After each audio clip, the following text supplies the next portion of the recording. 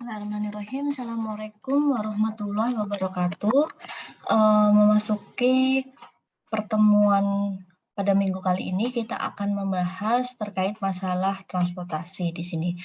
Nah, sebelumnya, ketika kita membicarakan masalah transportasi, ya, eh, jadi metode ini sebenarnya digunakan untuk apa sih? Jadi metode transportasi ini merupakan suatu metode yang digunakan untuk namanya juga transportasi. Jadi di sini digunakan untuk mengatur distribusi dari sumber-sumber yang menyediakan produk yang sama ke tempat yang membutuhkan secara optimal.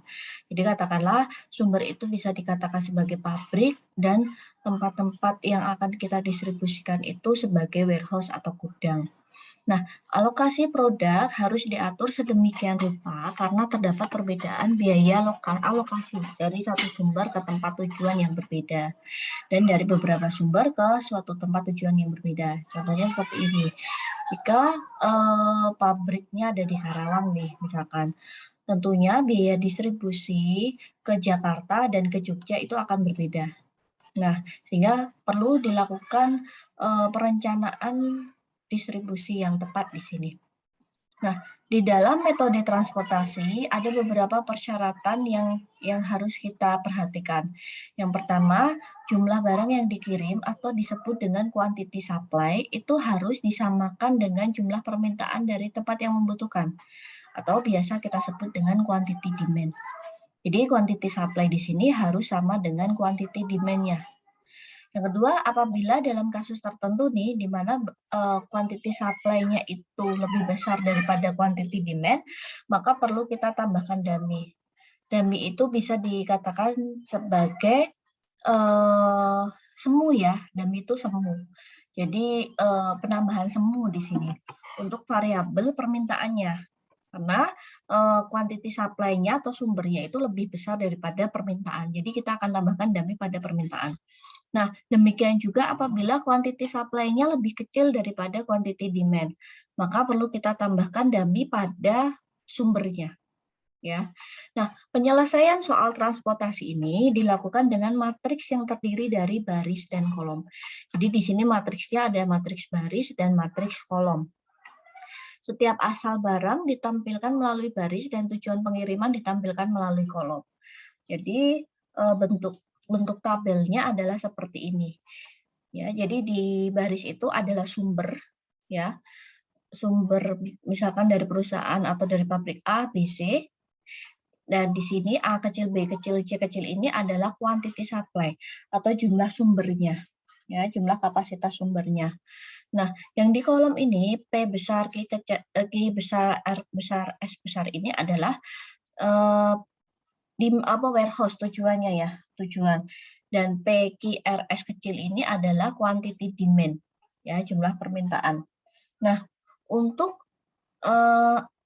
QS dan QD tadi bahwa syaratnya quantity supply itu harus sama dengan quantity demand, sehingga di sini kolom di sini adalah quantity supply itu harus sama dengan quantity demand. Nih misalkan ya, misalkan tadi ternyata quantity demand-nya itu lebih kecil daripada quantity supply. Berarti kita harus tambahkan demand pada kolom, ya. Atau dummy ya di sini, atau quantity supply-nya yang lebih kecil daripada quantity demand. Berarti kita harus tambahkan di dummy pada supply atau sumber. Begitu. Sehingga di sini di pojok bawah ini jumlahnya akan sama. Nah, dalam masalah transportasi, secara umum itu kita dapat selesaikan melalui dua tahap. Yaitu tahap pertama adalah penyelesaian awal ya, di mana metode ini dapat digunakan dengan NBC, Northwest Corner, atau LC, atau FAM, ataupun RAM. Nah, tahap keduanya, setelah tahap satu dilakukan, kita bisa menyelesaikannya menggunakan stepping stone maupun MODI. Nah, kalau kalian sudah mempelajari WinGSB, sebenarnya ini semua ada di dalam WinGSB. Nah, kita coba langsung ke contoh latihan soalnya saja, ya. Suatu perusahaan memiliki 3 pabrik yang berlokasi di 3 kota yang berbeda. Dengan kapasitas produksi per bulannya adalah, jadi ini kapasitas sumbernya, pabrik A 90, pabrik B 60, dan pabrik C adalah 50. Nah, perusahaan tersebut juga mempunyai 3 gudang penyimpanan hasil produksinya yang berlokasi di 3 kota yang berbeda. Dengan jumlah permintaan per bulannya, gudang 1 adalah 50, gudang 2 110, dan gudang 3 40. Diketahui biaya transportasi dari setiap pabrik ke gudang itu ya, katakanlah misalkan dari pabrik A akan diangkut ke gudang 2, biaya per unitnya adalah Rp5. Nah, pabrik C akan dikirim ke gudang 1, biaya per unitnya adalah Rp25. Nah, ini kita diminta untuk menentukan total biaya transportasi paling minimum dengan menggunakan metode NWC pada tahap pertama dan stepping stone pada tahap kedua. Nah, saya tadi ada yang kelupaan. Untuk C11, C12 ini adalah biaya transportasinya. Ya, berarti C11 ini adalah biaya transportasi dari sumber A ke tujuan P. Jadi C23 ini adalah biaya transportasi dari sumber B ke tujuan R, seperti itu. Nah, ini kolom biayanya. Langkah yang pertama, teman-teman, kita harus menentukan dulu, kita harus melihat apakah quantity supply-nya itu sama dengan quantity demand. Apakah sama? Nah, kita lihat supply-nya 90 ditambah 60 ditambah 50. Apakah sama dengan 50 ditambah 110 ditambah 40? Kita lihat di sini. Berarti 200, di sini juga 200. Berarti sama, kita tidak perlu menambahkan dummy, ya. Selanjutnya, untuk penyelesaian menggunakan NWC, ya, nah, ini tabelnya ya, tabelnya. Jadi tadi baris itu adalah sumber. Jadi di sini ada pabrik A, pabrik B, pabrik C tadi, dan gudang 1, gudang 2, gudang 3. Nah, pertama kita masukkan dulu, jadi 50, 40, 60, 10, 40 ini kita anggap belum ada dulu ya. Jadi kita masukkan biaya pada masing-masing dulu. Tadi biaya dari pabrik A ke gudang 1 kan 20 ya. Pabrik B ke gudang 2 adalah 20. Berarti di sini 20, 20. Nah, ini kita semua masukkan dulu. Oke. Terus quantity supply. Quantity supply itu ada di baris ya. Pabrik A tadi quantity supply-nya 90, pabrik B 60, dan pabrik C 50. Untuk demand, permintaan gudang 1 50, 110, 40. Sehingga totalnya adalah 200. Nah, setelah semua dilakukan, baru kita mulai metode NWC itu. Metode NWC kita mulai dari, atau kita isi kolom pertama kali dari pojok kiri atas. Berarti dari kolom 1 atau sel 11 ini. Berapa yang harus kita isi? Kita lihat, kita harus sesuaikan antara kapasitas sumber dan demand. Kita lihat sumber atau kapasitas A. Pabrik A itu bisa menyediakan 90. Tetapi permintaan dari gudang 1 hanya 50. Kita akan memberikan yang mana? Kita berikan sesuai dari permintaan gudangnya. Katakanlah misalkan kita kasih 90, di sini berarti akan ada inventory ya pada gudang 1.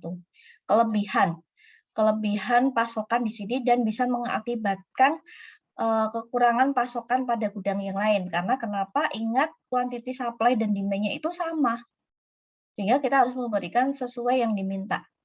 Jadi di sini kita masukkan atau kita penuhi kebutuhan gudang 50 itu ya, kebutuhan gudang 50 ini dari pabrik A.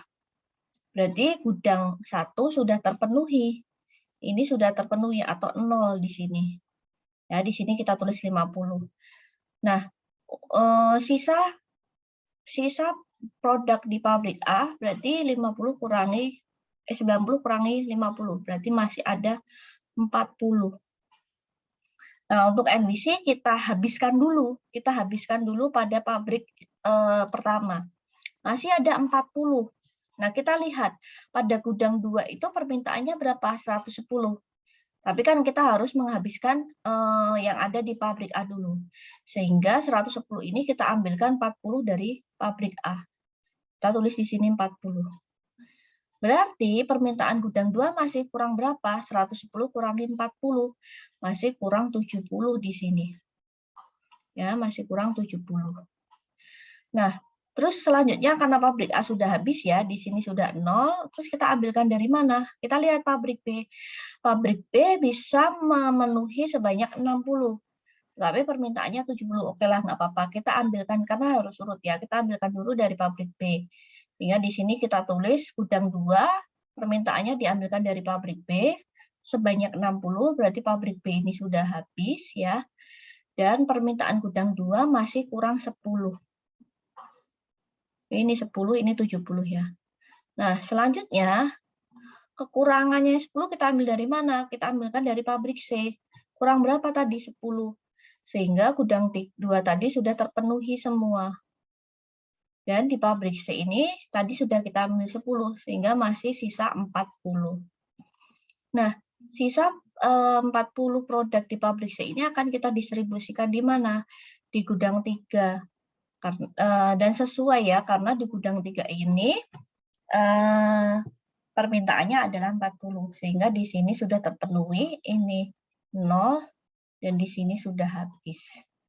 Nah, untuk NWC seperti itu. Selanjutnya kita hitung total cost-nya. Total cost adalah kita hitung dari kapasitas atau muatan yang kita angkut, kita kalikan dengan biaya per unitnya. Jadi di sini 50 kali 20, 40 kali 5, 60 kali 20, 10 kali 10, 40 kali 19. Sehingga kita dapatkan total cost-nya adalah 3.260. Itu untuk tahap pertama menggunakan NWC. Nah, permintaan yang kedua, ya, diminta untuk menyelesaikan menggunakan tahap kedua itu diminta untuk menyelesaikan menggunakan stepping stone. Nah, kita coba lakukan dengan stepping stone. Ya, ini tadi tabel pertama tadi adalah seperti ini ya. Kalau saya kopikan di sini. Oke, kalau saya kopikan di sini, ini adalah tabel yang pertama. Saya coba kecilkan dulu.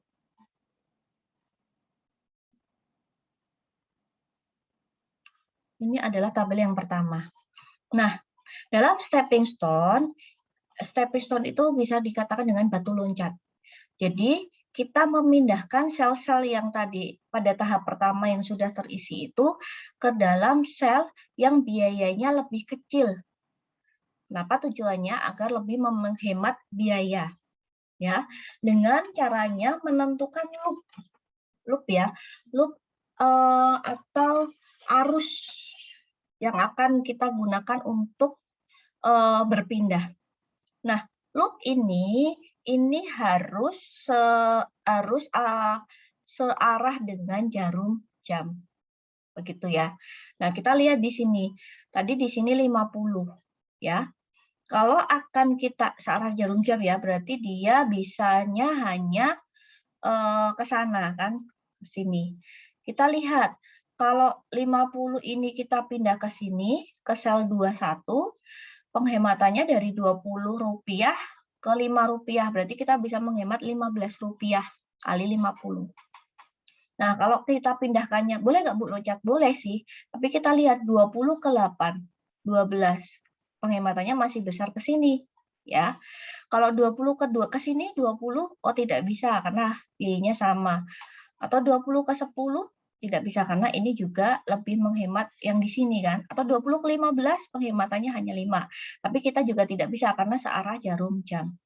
Sehingga penghematannya saya akan membuat loop-nya itu menjadi seperti ini. Ya, loop-nya adalah seperti ini. Saya buat loop di sini. Anggap ini loop. Loop-nya adalah ke sini. Ya, ke sini. Ke sinilah, ke sini. Nah, oke ya, biar lebih jelas.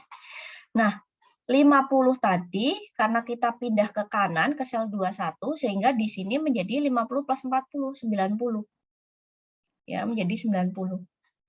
Nah, tapi kita harus lihat jika di sini sudah 90 ya, jika di sini sudah 90 dan permintaan gudang 2 ini hanya 110, ingat ya, yang tidak ada di loop-nya ini kan hanya sel 1121 ya, 22 dan sel 1112 22 dan 21 di sini nih. Nah, berarti yang tidak ada di loop ini harus nilainya harus sama. Kita masukkan dulu di sini 10, 40. Ini tidak ada di loop. Jadi ini harus nilainya sama. Berarti ingat kalau di sini sudah 90 dan 10, 100 ya. Padahal permintaan gudang 2 hanya 110. Sehingga yang awalnya di sini 60 ini berubah menjadi 10 agar permintaannya tetap 110. Selanjutnya, agar kapasitas B ini masih 60, bagaimana Bu? Padahal di sini hanya tertulis atau hanya diambil untuk ke gudang 2, 10. Nah, sehingga 50 akan kita distribusikan kemana? Kita lihat, ternyata gudang 1 tadi belum tercukupi, ya, dan masih ada sisa dari pabrik B 50. Nah, baru diambil 10. Sehingga 50 dari gudang 1 ini kita pindahkan ke gudang 1 ini, kita ambilkan atau kita pindahkan dari pabrik B. Sehingga bentuknya menjadi seperti ini. Ya, bentuknya menjadi seperti ini. Kita cek, ini 90 sama 60, 50, 110, 40. Sudah benar berarti. Kita hitung total cost-nya. 90 kali 5 ditambah 50 kali 15 ditambah 10 kali 20 ditambah 10 kali 10 ditambah 40 kali 19. 2260. Artinya di sini ada penghematan. Penghematan sebesar berapa? Ya, ada penghematan sebesar 3.260 tadi ya di awal di NDC dikurangi 2.260. Sehingga ada penghematan sebanyak 1.000. Ya, sebanyak 1.000. Begitu. Jelas ya. Nah, apakah ini sudah optimal? Kita lihat apakah ada yang masih bisa digeser nggak? Kalau ada yang masih bisa digeser, berarti itu belum optimal. Kita lihat di sini. Ya, 90 kita geser ke 8, ini lebih besar biayanya. Kita geser ke kiri lebih besar, ini kita geser ke atas bawah lebih besar. 10 kita geser ke sini, oke lah, dia lebih kecil. Tapi penghematannya adalah 10 kali 10, 100 ya. Nah, ada lagi nggak? Kalau kita mau pindah yang 10 ini kita pindah ke kanan, biasanya lebih besar. Nah, ternyata kita bisa memindah 40 ini, ya, 19 dengan biaya 19 ini kita pindah ke atas. Jadi, loop-nya itu menjadi seperti ini. Nah, loop-nya menjadi seperti ini. Ya. Sehingga ini saya pindah aja. Saya pindah di sini.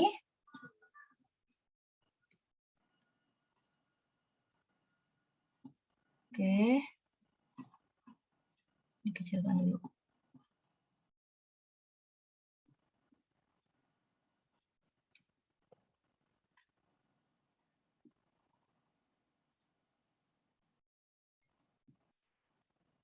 Oke, saya pindah ke sini. Oke. Ini saya hapus ya, hapus dulu. Di sini saya hapus. Saya hapus. Tadi kan loop-nya kita pilih seperti ini. 40 ini akan kita pindahkan ke atas. Ya. Kita pindahkan ke atas. Nah, sehingga loop-nya ini 40 ini akan kita pindahkan ke sini. Oke, 40 di sini menjadi berubah ke sel dari 33 ke sel 13, 40. Nah, berarti ada yang berubah lagi. Ya. Biar tidak bingung, kalian tulis dulu yang tidak masuk ke dalam loop. Yang tidak masuk ke dalam loop itu adalah sel 21 dan sel 22. Sehingga di sini kita tulis dulu 50, 10. Ini tidak boleh berubah. Ya. Nah, karena di sini tadi awalnya 40, saya pindahkan ke sini. Ya, saya pindahkan di atas. Sehingga kita harus lihat. Kalau di sini kapasitasnya hanya 90, sudah digunakan untuk gudang 340, berarti pabrik A hanya bisa tinggal memenuhi 50. Karena loop-nya tadi ada di 1213 dan 3233, sehingga yang awalnya di sini tadi 90, karena sudah diambil 40, untuk gudang 2 tinggal hanya dipenuhi pabrik A itu hanya bisa memenuhi gudang 2 50. Terus selanjutnya, Karena di sini sudah ada 10, tadi di luar loop sudah harus tetap ya. Jadi ada 60 nih, permintaan gudang 2 itu 110. Sehingga masih kurang berapa? Masih sisa 50 yang kita bisa ambilkan dari pabrik C. Jadi loopnya menjadi seperti ini. Kita cek dulu di sini 90, 60, 50, 50, 110, dan 40. Berarti sudah benar. Dan kita lihat total cost-nya. Ya, kita lihat total cost-nya teman-teman. Total cost-nya apakah berkurang? 50 kali 5 ditambah 40 kali 8 ditambah 50 kali 15 ditambah 10 kali 20 dan ditambah 50 kali 10. 2020. Jadi ada penghematan ya, ada penghematan sebesar 2260 dikurangi 2020. Ada penghematan sebesar 240. Ada perbaikan yang kedua. Begitu. Selanjutnya kita lihat apakah ada yang masih yang bisa digeser lagi. Ya, ini kalau ke atas nggak bisa, ke bawah nggak bisa, ini ke sana nggak bisa, lebih besar ya. Ini lebih besar, lebih besar. Nah, hanya tinggal ini kan, 10 ini kita geser ke kanan. Ada penghematan sebesar selisihnya Rp10 katakanlah. 10 kali 10, 100 ya. Sehingga loopnya itu akan menjadi, warnanya lain ya. Loopnya akan menjadi seperti ini. Nah, ini berpindah ke kanan. Nah, loopnya seperti ini. Sehingga pada perbaikan ketiga, itu menjadi, perbaikan ketiga saya pindah ke sini ya. Oke, sebentar.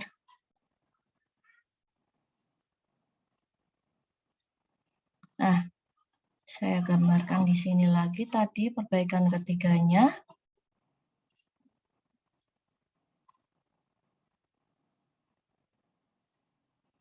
Ini kita pindah ke kanan. Ya, ke sini. Sehingga 10 ini berpindah ke sel dari 22 ke 23, 10. Ya. Ingat yang tidak ada di loop harus sama ya. Berarti ini harus tetap 50, 50. Baru kita otak-atik yang ada di loop. Karena di sini sudah 50, 10 berarti sudah cocok ya 60.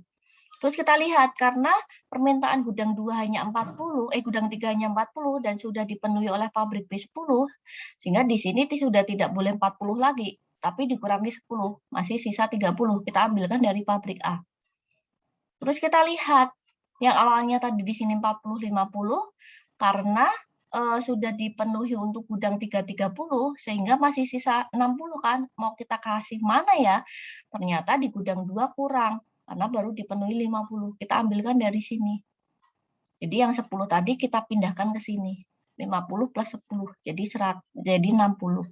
Kita cek 60 tambah 30, 90, 50 tambah 10, 60, ini 50, 50, 110, 40.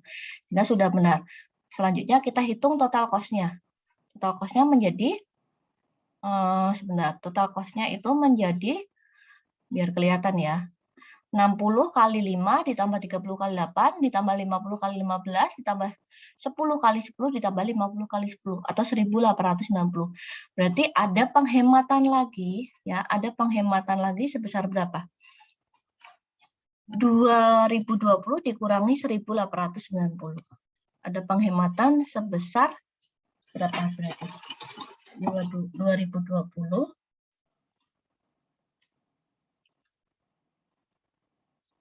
2020 kurangi 1890. Ada penghematan sebesar 130. Ya, soalnya kita lihat lagi, masih bisa digeser lagi nggak? Kita lihat. Ini kalau digeser ke atas lebih besar. Ini lebih besar, lebih besar. Kalau ke kanan kiri lebih besar. Ke kanan dan ke bawah lebih besar. Ini tidak bisa ke sana juga lebih besar. Kalau tidak bisa digeser lagi, ya dengan lebih menghemat atau tidak ada penghematan yang bisa kita lakukan lagi, artinya tahap tersebut sudah maksimal.